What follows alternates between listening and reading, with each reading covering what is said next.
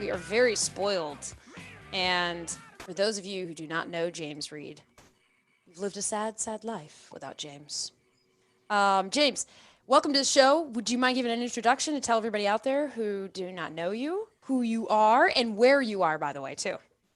Yeah, for sure. Well, first of all, thanks for the invite. We've been trying to pull this off for a few weeks. You, Mm-hmm. you kept getting. I'm the lowest profile guy you've had so far, so thanks for the invite. I really Love you. appreciate it. Your competitors have been coming out of the water. They've done a great job. So, yeah, I'm James. I'm the CEO at USA Truck, kind of the chief bottle washer. I say that it's my job to sweep the floors and mop the hallways and do whatever the team needs me to do. My I like that. background's maybe a little unique for trucking and transportation, although I've always been in supply chain. So spent about 10 years at Intel and then a whole bunch of other tech companies, T-Mobile, Wamu.com, EMC, and kind of got into trucking serendipitously. And it's, as you know, it's addicting. Yeah, It it's is. than I've ever done. It's like once you get in trucking, you can't get out. You're stuck. You're in it, and then your family gets in it too. Uh, Cosa Nostra, man. so this today has been really. Oh, hi, Laszlo. Laszlo says that he used to be an agent for you, James. He loves your company. Awesome. So we have actually we are dominated, I can see, by shippers today, and I figured that would happen because we had a time change. So normally on Wednesday, James, as you know, actually every show I have is at 2 o'clock Chicago time. And then people started getting really busy, but then the more shippers we got onto the show, the more they started telling me they want a evening show so they can watch the whole thing live. So today I was like, let's try. Let's see what happens when we go 6 o'clock Chicago time. And I can see that we are probably going to have a really good turnout. So let's dive right in because the topics, when I called my friends and my followers, and I was like, what do you want to hear from James? What do you want to learn from him? Because I'm not saying it's a bad thing, but many executives often stay within one company their whole career and work their way up, which is admirable. But we also love those who have a diverse background as well, because there's a lot to learn from them along with the current role they have, and that would be you, because I love your diverse background. So the questions that came in were interesting. And today, for those of you who are just joining us, you have James Reed from USA Truck. And today we're going to talk about, why is our trucking industry, the rates and capacity, so volatile? We're going to talk about James's view of what to expect for the rest of the year. And also, just so you guys know, James used to be CFO at USA Truck as well. So he's bringing in a lot of that financial background too. So we're very lucky. And then, if we have time, I'm gonna try my hardest to watch your questions on LinkedIn and on Zoom. And if we have time, we're also going to talk about where USA Truck is seeing the growth in the industry. And then also, I threw this one in here because you have such a diverse background. I really wanted to know your thoughts on why the trucking part of our industry, the actual trucking companies, why are they so slow to change? So we've got a really busy hour planned, and I'm very excited.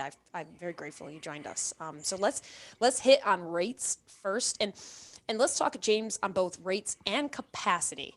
Why are they so volatile in our industry? And many shippers get frustrated and they also laugh at us kind of because they're purchasing goods from other areas, not just transportation. And they're like, your transportation industry, I mean, within what, 4 months, we've gone from overcapacity to now it's tightening rates all the way up and all the way down. I'm like ripping my hair out. What, Yeah. help us here a little bit on this Yeah. because this is a Yeah. big topic. I wish I could. Yeah, it's crazy. I mean, in May, we even had the lowest spot rates we've had in the history of the index. And so you're right. It's just been this crazy roller coaster. I think there's a tendency to kind of separate um, asset pricing and non-asset pricing, Hmm. and treat them as different things. But I really think they're part of a necessary ecosystem. And they kind of, you hear all this stuff. The prevailing opinion in the industry is that, you know, spot prices move and then contract prices ultimately follow those, but I was talking to an investment banker, a former investment banker, the other day, maybe a few weeks ago, and they've tried to figure out the mathematical relationship between those moves, and his group of really smart people couldn't figure it out. But even though they can't figure out the mathematical kind of connectivity of it, I think we all know that they kind of move together and they move directionally. So why? This is where I'm not the best trucker that you'll meet. I'm aspiring to be. I have a man crush on a number of really awesome truckers in our industry, and I mostly just copy what they're doing. But my background being a little bit different, I tend to be maybe a little more cerebral about some of these things. And I think the reason that that pricing moves is because it is fundamental to economics. Like I tell everybody, this industry is best understood from your Econ 101 class, basic supply and demand.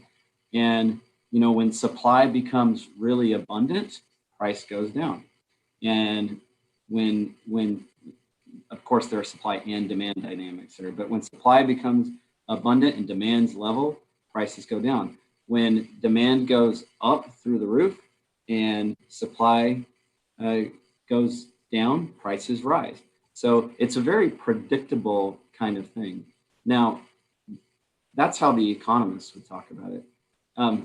Maybe I don't know if it's a better question, but a different angle on the question is, why does capacity move so much? Yes. Because the demand side is what it is, right? We all have heard, 2/3 of the U.S. economy is a consumer-driven economy. And so for the most part, a lot of the economic inputs into the overall economy, and therefore the things that drive demand in our industry, are pretty steady. I mean, even in the highs and lows, they're pretty steady. Walmart's going to ship a ton of freight, even when the economy's high, when the economy's low.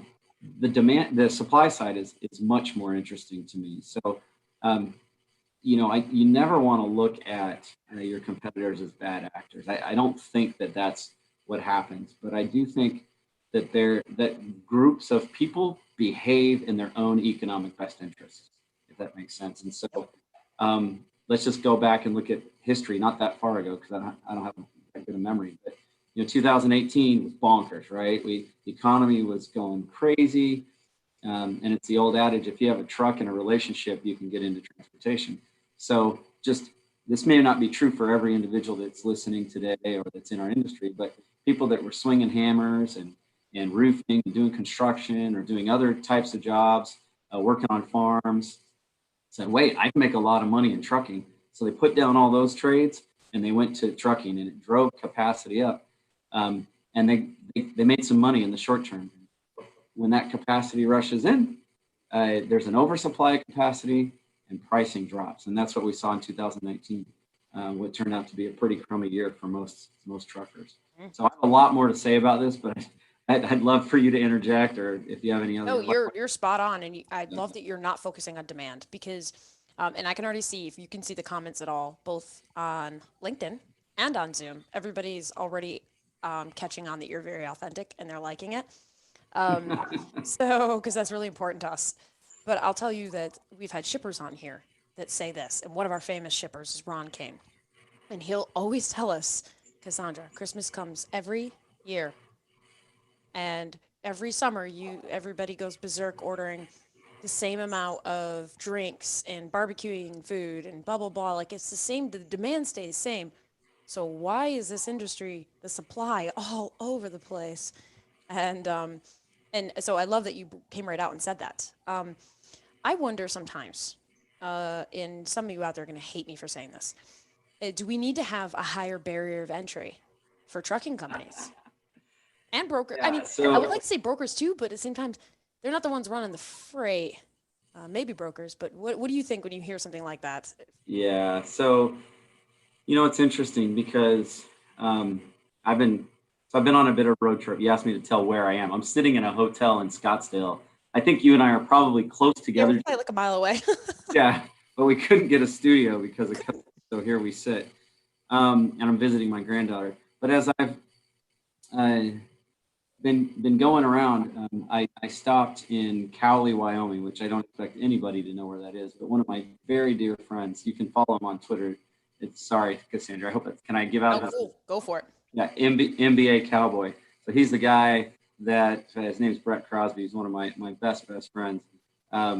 He's the guy that the Squawk Box brings on to talk about ag economic issues, and he's a really brilliant guy. He also happens to run a gigantic cattle ranch, and he and I were talking about all of this kind of stuff. Many of the rules that apply in commoditized markets like agriculture, like trucking, apply to us, obviously. And so when you say barriers to entry, I think a lot of people have heard about Porter's Five Forces, or they read about it in school. I even heard one of our competitors try to explain it at an investment conference, and it was a disaster when they did it. But at its core in trucking, if you have a truck and a relationship, you can get a job. And we have this, I always like to talk about it like this circle graph, right? And if you think about, we have this in our investor deck, we have a slide, it blows my mind to this day. The top 100 truckload carriers make up 10% of that circle. It's nuts, isn't it? And so it's highly fragmented, right? It is. And so you tell people who aren't part of our industry or don't quite get our industry yet, they'll say comments like, well, all the big trucking companies control everything. And how did that? I'm like, we're actually the industry that's not accurate. 80% of the industry is small truckings. Well, right. And because of the lack of barriers to entry, I mean, it's relatively inexpensive and relatively easy to get in. It's difficult to control. And I don't use those words, especially with a lawyer on it. Mm-hmm. You can't control the market in any way, shape, or form. And so what happens, what I would say to this shipper is, if you want prices to stay level, then we need to talk about longer term pricing agreements that bring stability to both the customer and the carrier. Relationships need to mean something. I wish they did. They really don't. I mean, some of our most strategic customers lead with price almost all the time. Yep. And we have a business, Davis Transfer, that we bought back in 2018. I mean, they have a customer who's a great customer. We love the customer, but they literally had 10 years of 99.5% on-time delivery to this customer. And that's no exaggeration. And they replaced us last year with a lower price carrier.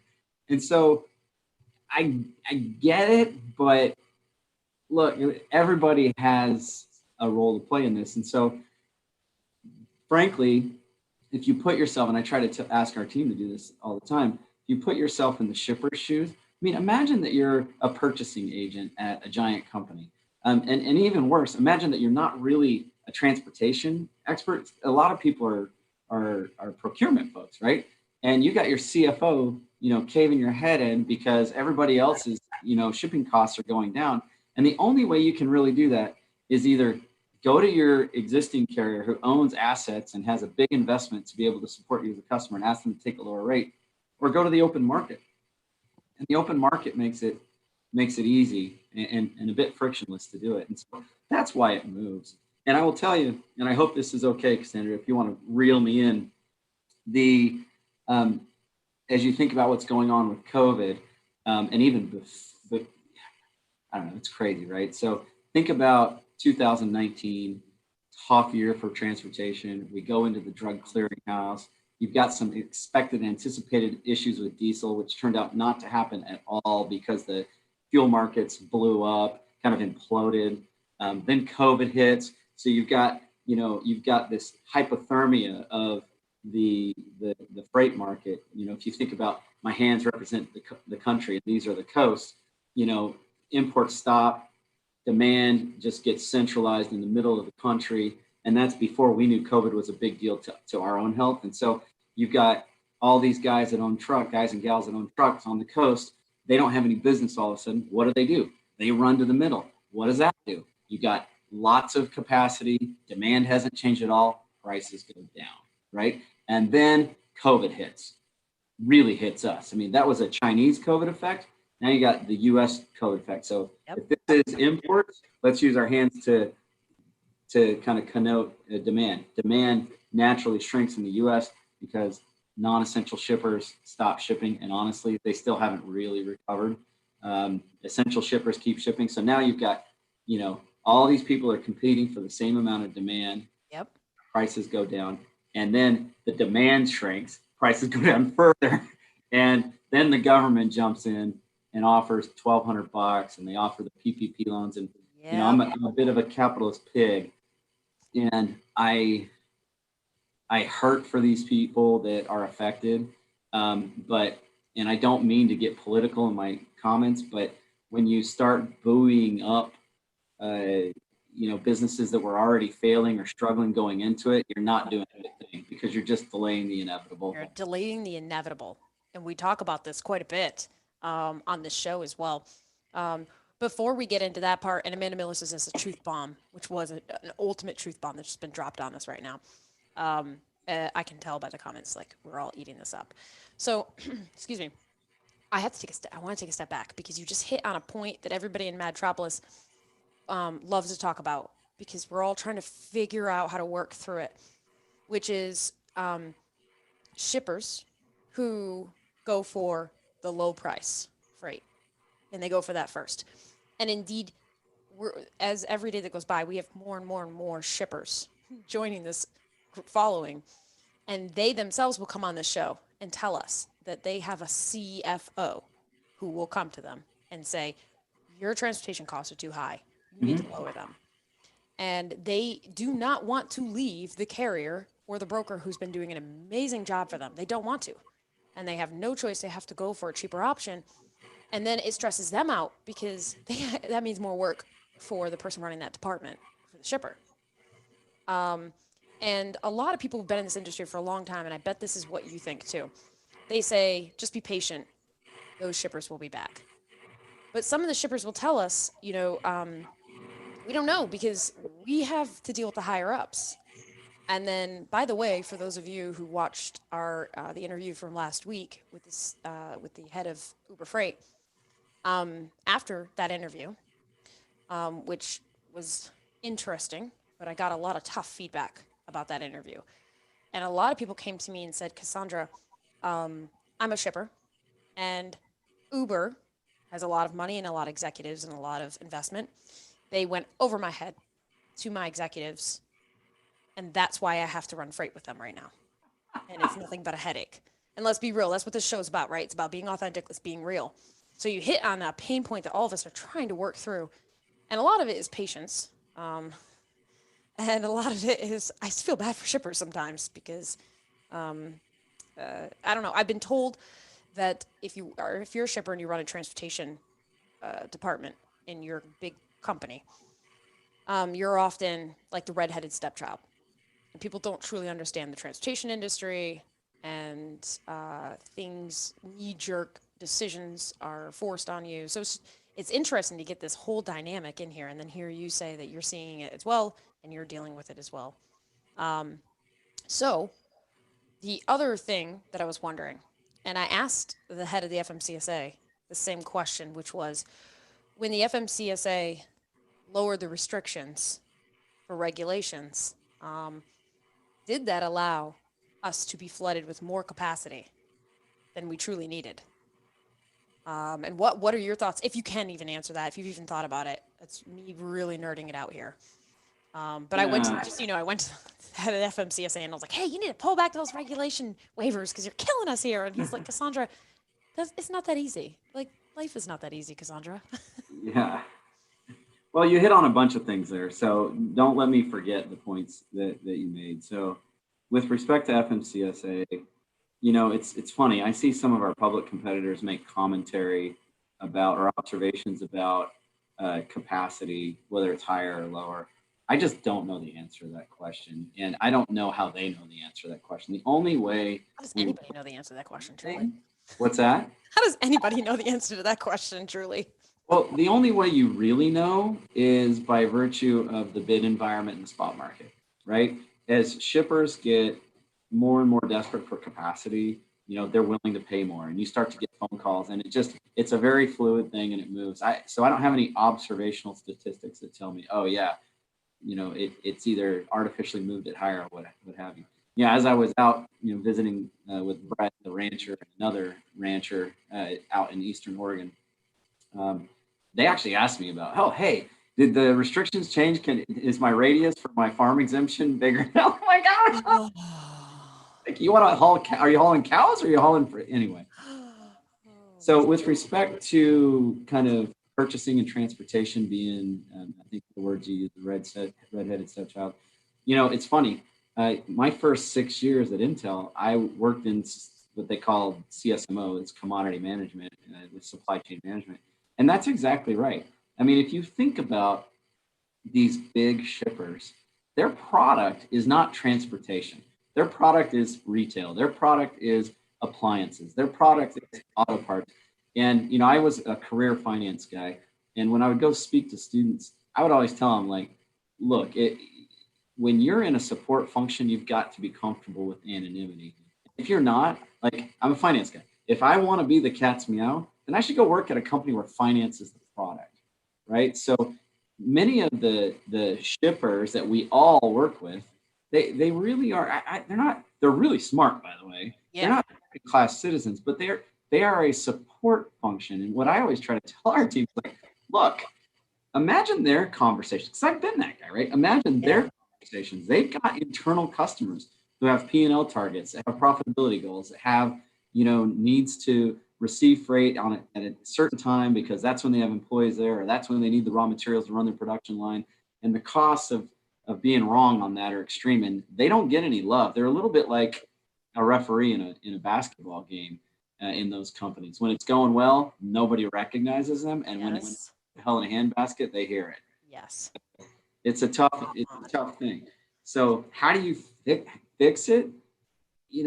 I don't know the answer. Many of our customers, are moving more to dedicated capacity when they just get tired of it, and they're like, look, they understand the cost of the variability exceeds the benefit of the cost savings.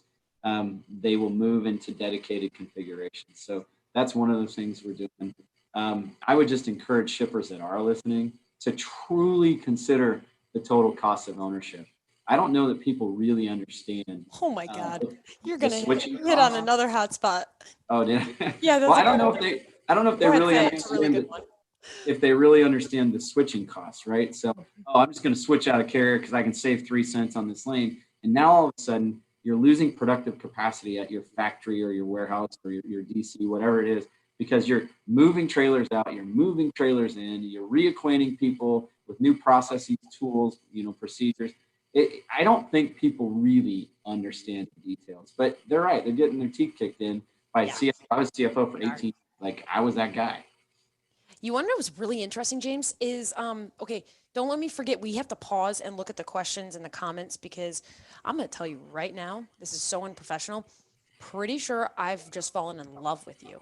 Pretty sure everyone in Madtropolis is falling in love with you. And I promise you, Madtropolis, I did not prep him at all. Right, James? You had no prep. You literally I've lost. never even watched the show. I told you right Me? before we started, I was a little embarrassed. Yeah, Tony's saying he's good. Okay, you guys. So I didn't prep him. So I promise. Actually, no one gets prepped when they come on the show.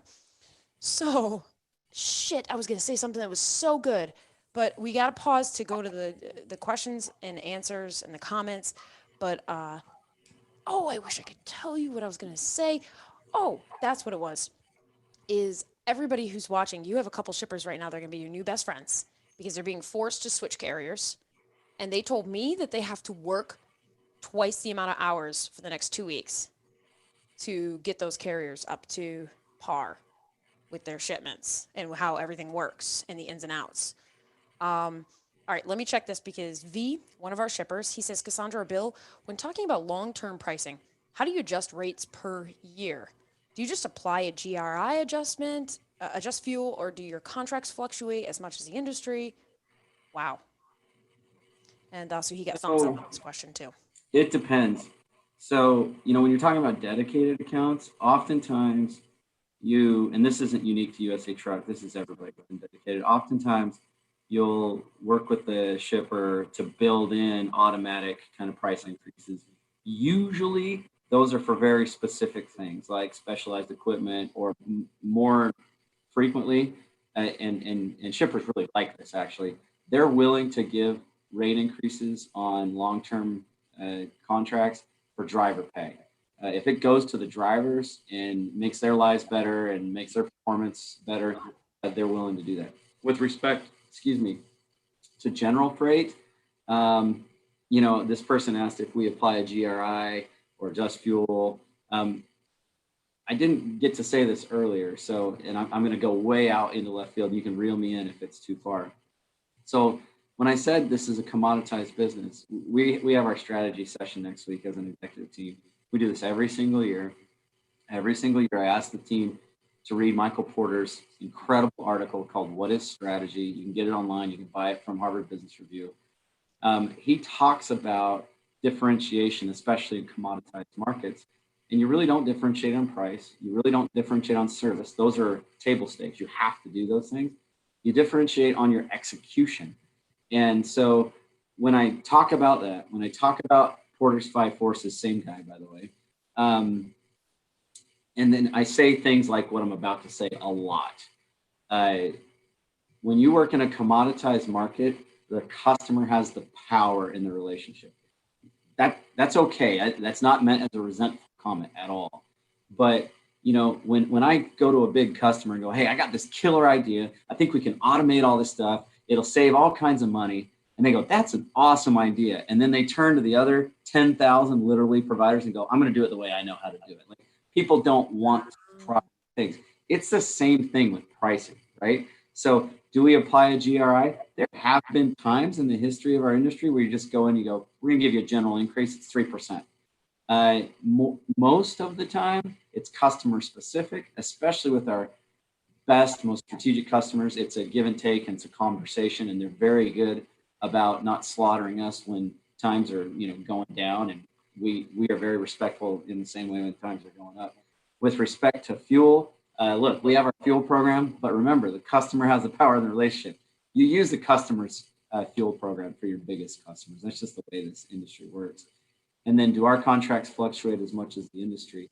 No, because we've said this a lot publicly. 95% of our freight moves in contracted freight. Now, some of our bigger, frankly, more profitable competitors who do a better job of managing the fluctuations of the industry, they will intentionally expose more of their business to the spot market when it's going up, like it is right now, because they can make more money in the spot market than they can on the contract. It doesn't even out. Just from a layman, like I'm just a dumb lawyer, but I've always thought like the highs and lows have got to just even out at the end of the day. Just more fucking stressful. No, you wish that it would. So Oh. one of the things that we watch very closely, all the bigger guys do this, and I'm sure some of the smaller companies do, is we watch what's called a realization. So if you got, again, I'll use the circle. If you got this much freight that a customer gives you, and you only get 80% of that, right? That's probably a pretty good realization. So what happens, like you were talking earlier about those nasty CFOs like me that are just banging on procurement people's desks? You got a customer who's getting their teeth kicked in about their expenditures with respect to transportation. What they will do is they'll take some of your contract freight and take it away from you and offer it out in the spot market. Whoa. So you get sometimes pushed into the spot market because you don't have the freight that you planned your network around, that you built your facilities around, that you bought trucks for.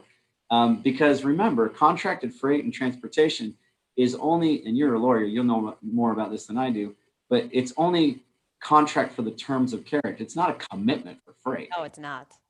So People say, wait, I got to make sure I make a YouTube clip about what you just said because people get very confused about that. They think that contracted means you won that award, you get those lanes no matter what. no Done, way. done, boom.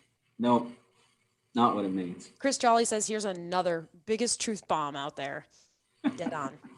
Dead on. Holy crap, I can't wait to push that video out. Yeah. Okay, wait, let's just double check. Andrew, give me 1 second on your question, Andrew.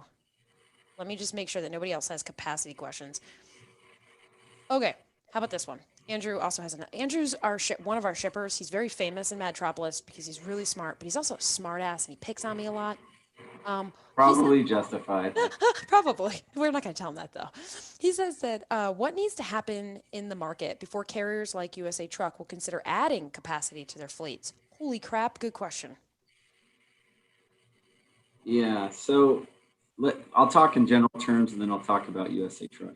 So, you know, USA Truck is a great company, was a great company for 22 years, had what we called the lost decade. They just lost their way. And it was mostly because of leadership transitions. And I by no means am trying to say that we figured that out. But if you look at our performance vis-a-vis the competition, we've closed about half the gap in the last 3 years. So we still have a little ways to go. So generically, you want to run a really profitable operation. And when you can add freight that's accretive to your overall returns, you will do that and you'll add trucks. In our case, we still aren't as profitable as we would like to be. And so we're constantly rationalizing our network and rationalizing our assets. And so as a finance guy, I've made a career out of going into places and going, hey, I know how to make you more money. Stop doing the unprofitable, stupid stuff. And so, the best carriers are rationalizing constantly. I don't want to name one of my main competitors, but they're the biggest guys and they do the best job.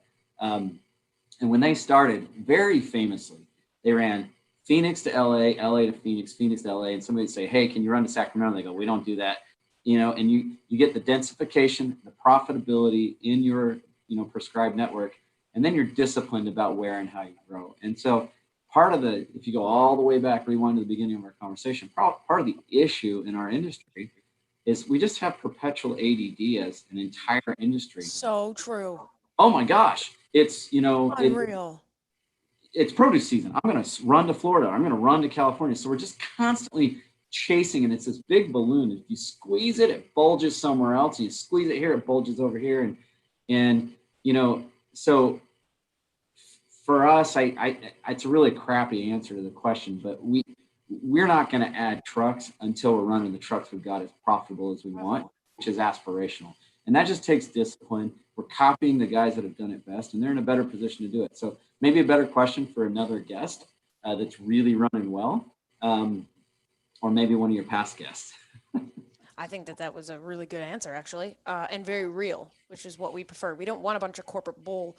We don't want somebody to speak in general terms. We want actually people to come in and tell us real. Excuse me.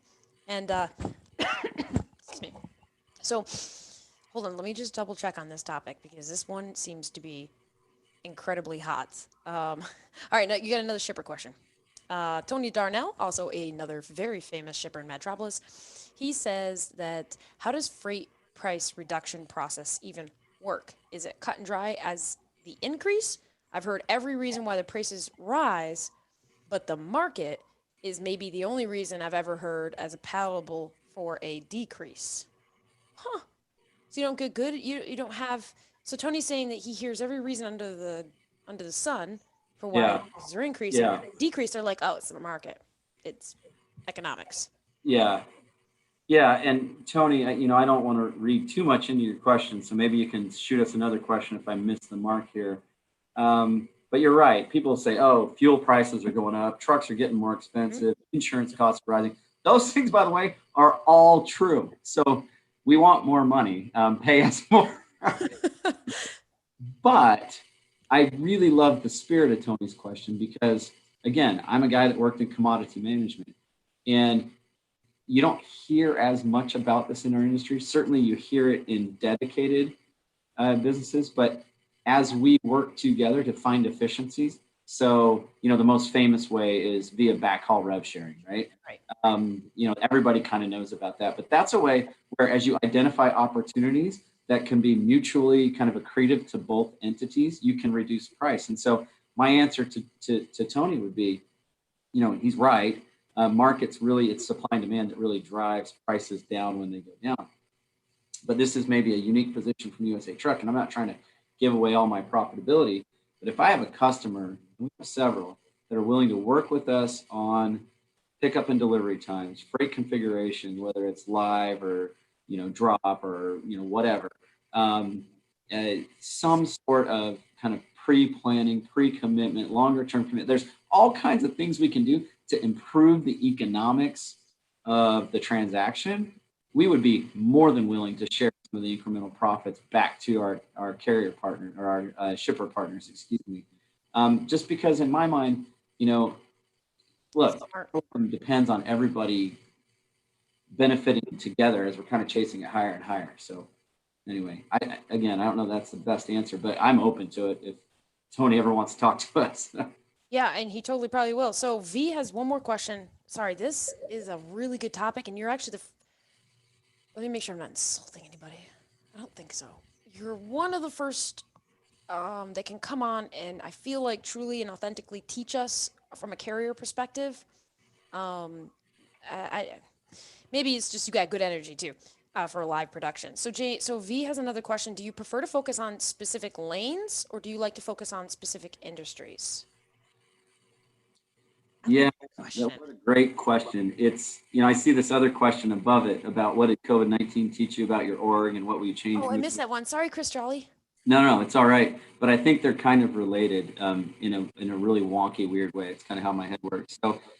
So if you were to ask me a year ago, do I prefer lanes or industries? I would tell you absolutely lanes. It's about, because if you think about how you build a transportation company or a trucking company in particular, you identify the lanes where you want to target, where you think, per the story that I told earlier, you can build density because there's all kind of benefits that accrue from densification, right? You get lower fuel costs on those lanes, you get better economies of scale on your repairs.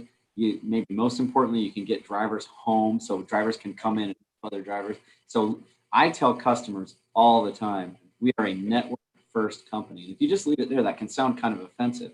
But I follow that up with, we're only going to bid freight for you that we believe we can reliably service. Um, and so I think you want a carrier partner that's that committed to their density and the lane structure that won't just, there used to be this company that got accused all the time of you call, we haul. Like, don't be that undisciplined because frankly, that's what got USA Truck in trouble in the past. So definitely prefer lanes. Now the COVID tie-in about specific industries, I'm very careful even in this format to only say things that I've said publicly. So I'm not I really know. going You're good at outside this the too. lines at all. That's probably because of your CFO experience. You can manage that dynamic. I was busy, slapping CEOs upside the head for saying stuff they shouldn't say. I'm Yeah. sure will do the same to me tomorrow. So, but one of the things we said in our last earnings release is going into COVID, we were really worried, like everybody, about what is Yeah. this? So we did all these doomsday scenarios.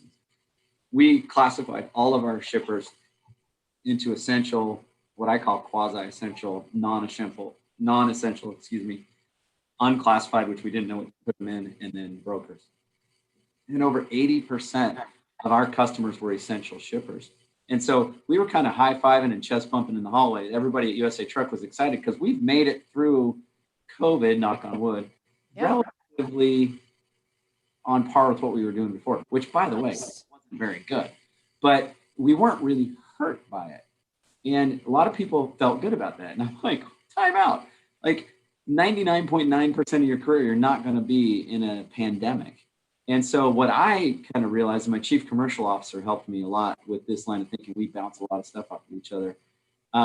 There are verticals, there are industries that need to comport, they need to align. The industries need to comport with the lanes. And those are industries that are higher margin industries. They may not be shipping right now, but they're things like, well, of course, pharmaceuticals are shipping, but being an e-com leader, like focusing your efforts on e-com where timeliness, speed, security matter.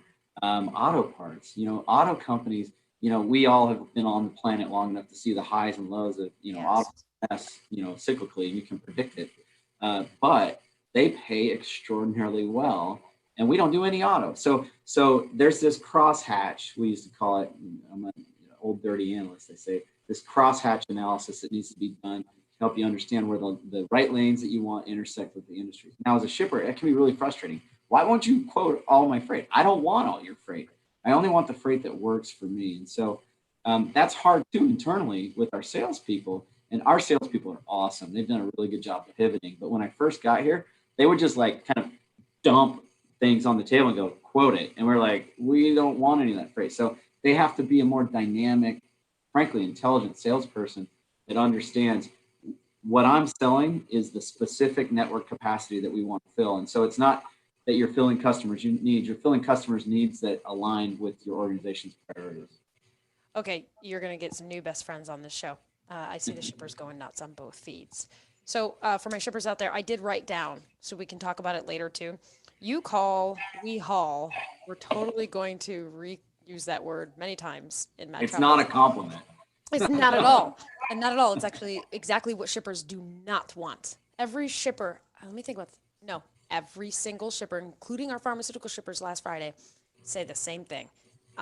You hear like common themes on these shows. And one of the things they say is do not take my freight if you don't know my freight. They don't Yeah. want a you call, we haul at Well, all. and if I have shippers on the line on this call that are rolling their eyes, I mean, we fail every day. Like, don't get me wrong, and we're not proud of that. We're trying to fix that, but I would say on balance, we're markedly better than we were before.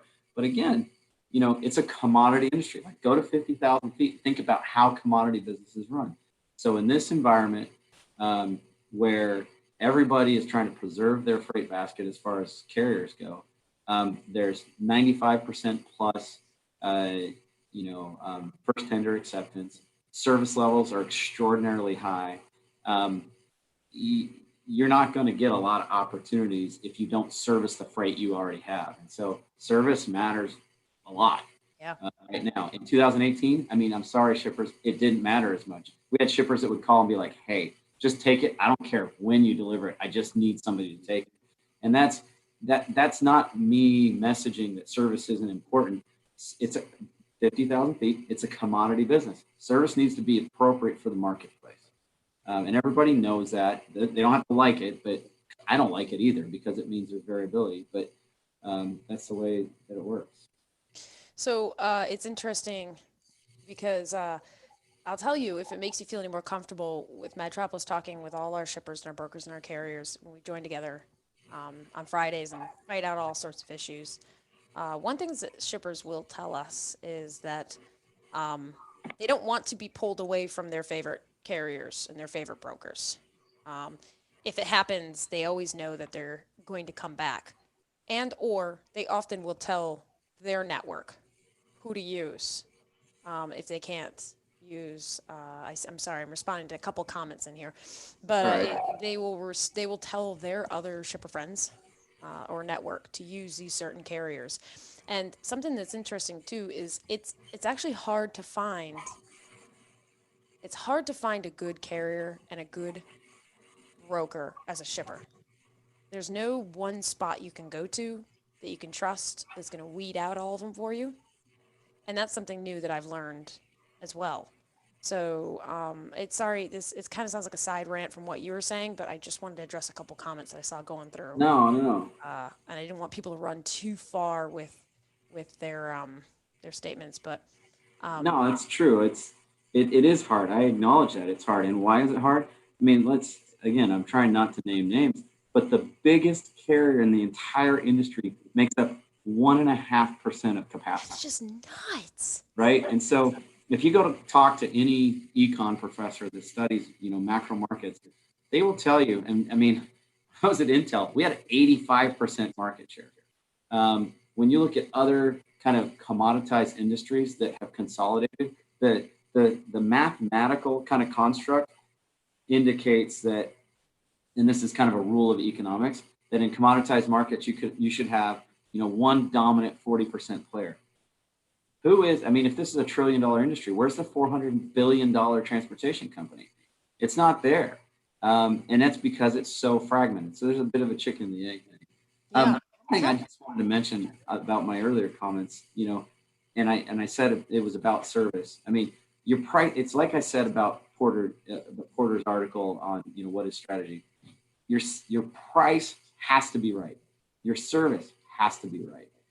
Those are table stakes. Those are the rules of the road. And then you've got to be able to execute. And so one of the ways our chief commercial officer likes to say it is that price gets you in the door, service keeps you there. But I would say both of those things are table stakes. They both have to be right for the time and space in the market. You want to know what I just? This could be so wrong. So you're a perfect person to ask. Um, are brokers making our industry more volatile? Because they are technically the employers of the 80% of the small trucking companies. Are they the reason why large trucking companies don't actually have a larger share? Um, that's kind of an existential question that's probably asked like of a rabbi or priest. I don't know the answer. Um, And no because one, probably no one knows that answer, and they're all like, yeah, "What are you I doing? just Stop drinking, Cassandra." no, it's like you've got to have look, if you're this shipper that works in transportation or um, or procurement in your company, one of the you got to think about what are the reasons that we have these kind of inconsistent um, uh, kind of, I hate to say it this way, but kind of inconsistent broker volumes. One, if you look at the big shippers, it's because they don't want to put all their eggs in one basket with one carrier. Like, I mean, and we already demonstrated by our discussion about how fragmented the industry is. You can't put all your eggs in one basket. It's impossible because nobody's big enough. I mean, the biggest guys in the industry cannot serve all of Walmart's freight. They don't have enough trucks. So on the one hand, there's they don't want all their eggs in one basket. They got to make sure they got a toe in the variable market so that they can make sure they keep everybody honest in the transaction. That's one. The other side of it, though, and you got to remember this, the whole kind of economic crisis that we're in right now has been pretty illuminating on this topic. I'm going to make numbers up here. Maybe somebody on the call knows the real numbers, but it's something like 50 or 60% of the entire economy is small business, right? Well, guess what? Joe's Shake Shop down the street, they don't have a procurement department. It's Joe and his wife sitting at the kitchen table, and they need one truckload every 6 weeks. And they're not going to enter into an asset agreement. They're going to call. I mean, when I lived in Michigan, this has nothing to do with what we're talking about, but my next door neighbor was a freight broker. And I came home one day and he had shot a deer in my yard. I lived in a neighborhood. Dropped a deer right in your yard? Yeah. And I'm like, what are you doing? And he's like, well, it wasn't a busy day. Anyway, that has nothing to do with anything. But Joe Shake Shack calls that guy who's sitting in his deer blind and says, hey, I need a load. Now we've gotten more sophisticated, right? Yeah. Some big tech players that are coming together, kind of trying to reduce the frictional costs of executing here. But I really think that there's a copacetic coexistence. And I wouldn't say that it's brokers' fault any more than I would say that it's asset carriers' fault that brokerage is such a tough business. We're in both of those. Ooh, that was a good spin on I think that. it's critically important to the That was a environment. really good spin. Chandler, one of my favorite brokers, he said, I'm his neighbor. James let us swim in the pool and cook on his grill. It might have been. Chandler. So okay, so I got sucked in, and I didn't pay attention to the time.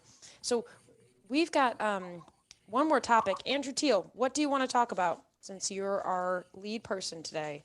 You get to tell me. We have too many topics that apparently I picked. So we're going to talk about where do you see the growth and why is the trucking industry so slow to change? And the other one was, is the loss of capacity due to COVID permanent? And Andrew is probably ignoring me. We can probably hit on all those pretty fast. You think so? All right, let's do it. What do you want to do first? Well, I don't know. You asked the question all Okay, first one. Where do you see the growth in our industry right now? Look, in commoditized businesses, you know that there's going to be consolidation of some shape or form. And so the way to grow is to provide additional value. And I'm not saying that's as 3PLs or 4PLs, but I really do believe that the way that you grow in a commoditized business is you create a differentiated service experience that people value. And that's how you're going to grow. And so it's the things we talked about. You're going to grow through specific vertical focus. I would caution, especially any small carriers that are trying to figure that out for themselves. Don't try to be all people. That's a guaranteed way to fail. Yep. Simple answer, just provide value. You provide value, you're going to grow. I like it, you guys. So the next one was, why is the trucking industry, not the transportation industry, but the trucking part, I should say not the industry, trucking segment of our industry, why are they so slow to change? It's a really easy answer. There's no incentive to change at all. So I talk about Intel a lot, but it was such a formative part of my career. We used to ask in our interviews for people, hey, would you ever be willing to sell below variable cost? And any business owner knows that you should not do that, right? That's a surefire. That's a used car salesman that loses money on every car and says he'll make it up in volume, right? You can't do that. But the right answer to that question as an interview question is absolutely. If there's a first mover advantage with technology. So think about it. If you're producing a technology, an iPhone or a new chip for a computer or some new technology, um, or I won't get into our own supply chain in trucking because I think it's a little too controversial. But and if there's a first mover advantage, um, it makes sense to take losses. Well, in our industry, there's no first mover advantage. There's no need to be on the bleeding edge of technology. Why? Because of all the reasons we said already. It's a highly fragmented, enormous industry. If the biggest guys in the business do something really cool with their 1.5% of the capacity, guess what we'll do? We'll copy them. And so that's why there's no economic incentive to be an innovator. Because if you are and it works, people will copy you. Wow. Okay, so the feed's blowing up because of that statement. I can like that. They like that. Someone said I love this whole episode. I do too. Okay. The other question. What did I just forget? I forgot something. Um, go back to COVID capacity. capacity. Yeah, COVID and capacity. Is it permanent for the next 6 months or for the next year? Um, well, who knows? I know, but Yeah. So again, I'm sorry to like keep talking about the industry from a 50,000 foot view, but I think well, that's why you're here. it's never permanent. Um, Mm. so here's what'll happen, right? So the guys and gals that weren't performing well going into exiting 2019, coming into 2020, had a lot of headwinds. Those headwinds were exacerbated by all of the social and health issues that we all are aware of. And the government stepped in and mitigated that for a season. How long? We don't know. Um, but inevitably, in a commoditized business, the poor performers will get pushed out. Uh, and then what will happen? Rates, it's this whole conversation that we've had. The rates will rise, and then people will, and I say this all the time, every job's easier the further away you get from it.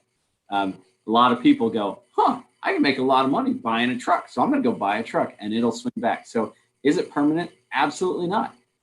Because nothing fundamental has changed about the economics. I was sitting with this rancher friend of mine, telling him, I find myself like, I just, as far as my personal politics, like don't like government regulation, but as a trucker, I like it because it creates a barrier. I find myself endorsing ideas philosophically that don't align with my heart, but economically they're the right thing for our business, which is more barriers means fewer kind of fly by night guys and gals getting in Yes. that are just going to drive rates down. So Yes. And that's true. hopefully, And I think everyone who's listening to you would absolutely 1,000% agree with you. And I'll tell you that, including one of my favorite people at your company, her name is April Arnold. She is in your safety group in we Accent know Group. April. Oh, I love April's on love her to awesome. pieces.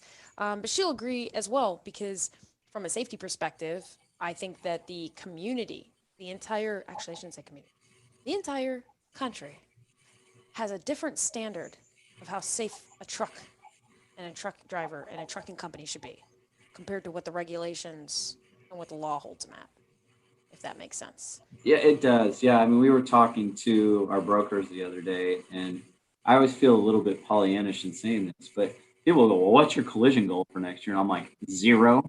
Yeah, what Um, the hell kind of question is that?